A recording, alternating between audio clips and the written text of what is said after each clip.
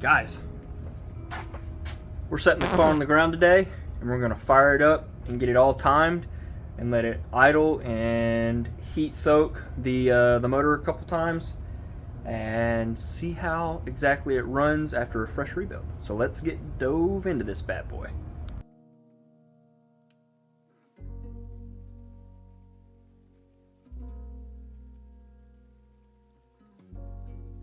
Okay, boob tube. So let me wiggle. That'll tell me where my starting point is. So I'm doing a screen record of everything on the NSP to show you what I'm going to go through so that we can check timing on the Rotary. There's a few updates on this bad boy that I'm going to go ahead and do now. Since it's got some, might as well update some firmware. But anyways, what I'm going to do is I'm going to lock the ignition timing at 12.5 degrees, and then with the Racing Beat small pulley that I have, the degree markers on the wheel are 0, 12.5, and 25. So it starts really easy with 10 to 12 degrees of timing in it, so that's what we're going to do. And then it'll idle perfectly fine there, and I'll set the timing up, let it idle, adjust the carburetor if it's running good enough. I'll do the timing first, and if it's not, then I'll mess with the carburetor until it's idling okay, and then we will let it warm up and get fully operating. Get up to full operating temperature, let the fan kick on, which will take a while today because it is currently like 26 degrees outside. So this is still updating, so I'm trying to kill time, but I'm going to walk you through a couple things to look for in setting up a Haltech for Rotary, specifically one that's got some different stuff on it. So on the last little update here, and we'll come back when it's done. All right, the update is complete, so now we can get into talking about what exactly you need to look for in setting up a Rotary. Obviously, the engine capacity, blah blah. You should know all that. If you don't know that kind of stuff, then you don't need to be messing with this. What I'm specifically looking for is not under that tab, under this tab. So ignition timing or ignition tuning, there's an option to lock the timing, and we're going to set it to always on for now, and that's set for 12.5 degrees with 10 degrees timing trailing split. Now, if you don't know, timing on the ECU for rotaries for base and split angle is different depending on the ECU that you have. In Haltech's world, base timing is before top dead center, right? Like standard timing. So before, how many degrees before top dead center the ignition's going to fire. Well, it looks at the split angle as add that many degrees post top dead center.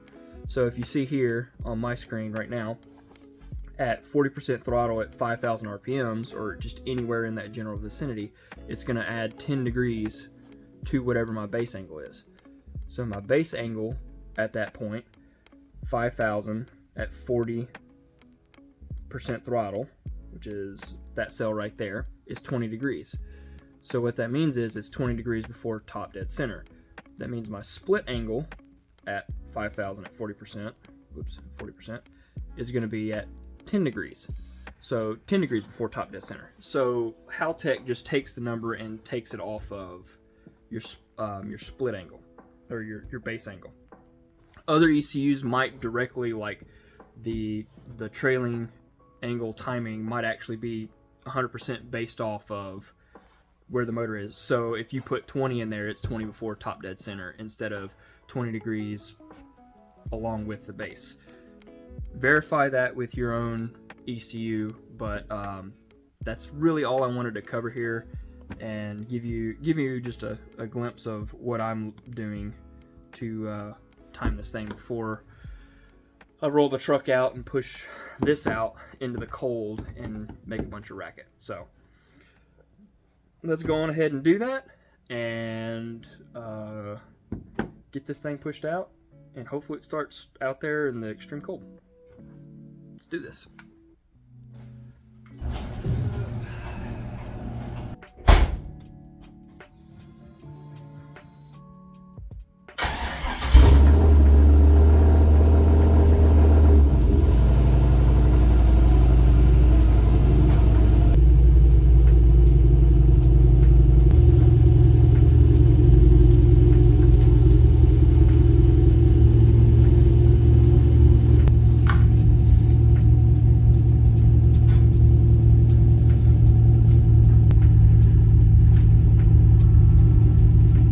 Get out there and do this.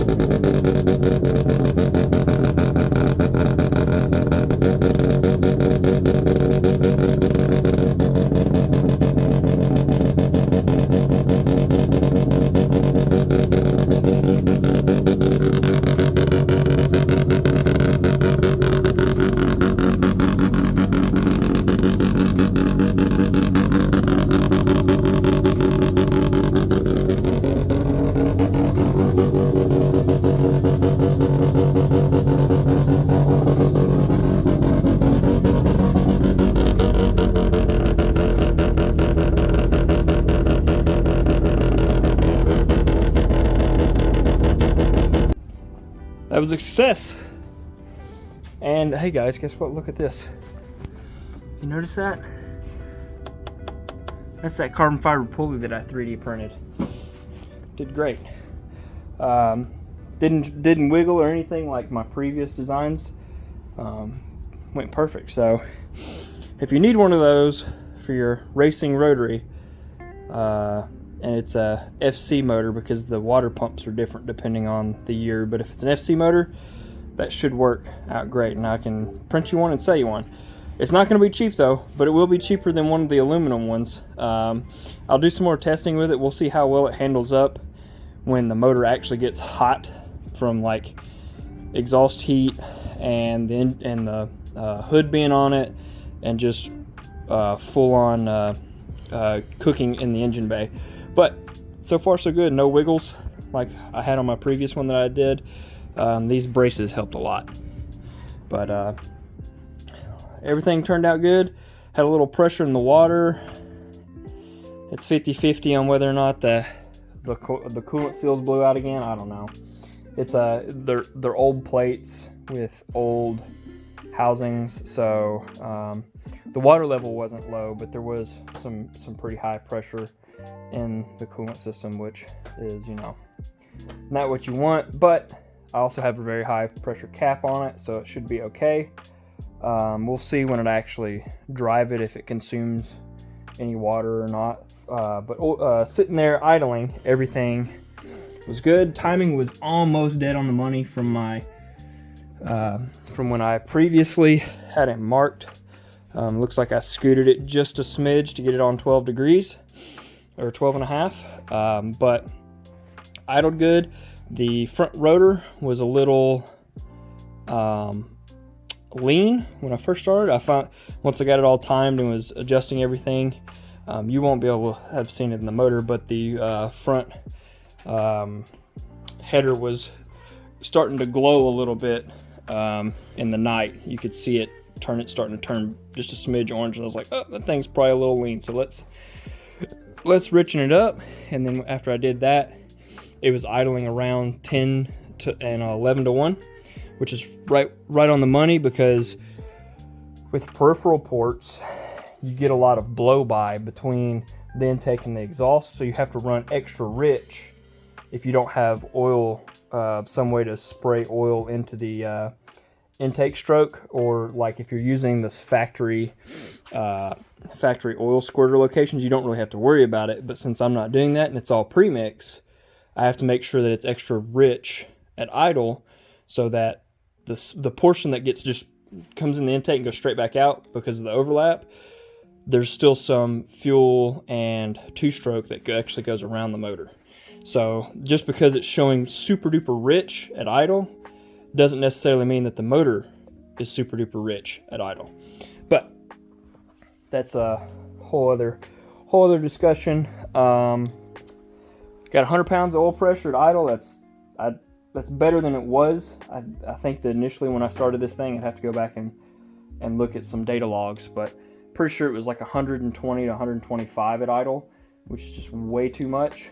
But we'll see if it gets better. If not, I might swap down. I might start running like 10W30 or something along those lines in it to help bring the oil pressure down a little bit. But other than that, couldn't be happier. I got it tuned to where it wasn't idling funny. You'll notice in the video it's idling funny, like when it was glowing the front header a little bit. And by the end of it, I had it idling right where I want it to, which is it's got the nice brat to it and everything else. So I'm going to go and edit this video because it's due out tomorrow, and it's back. So now it's time to get some time on this motor and make sure everything's good on it. And then we're gonna go do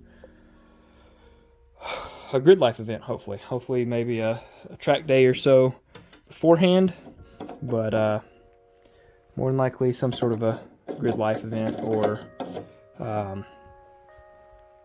hopefully a grid life event. I'd like to do one at least, but we'll see. All right, guys, deuces.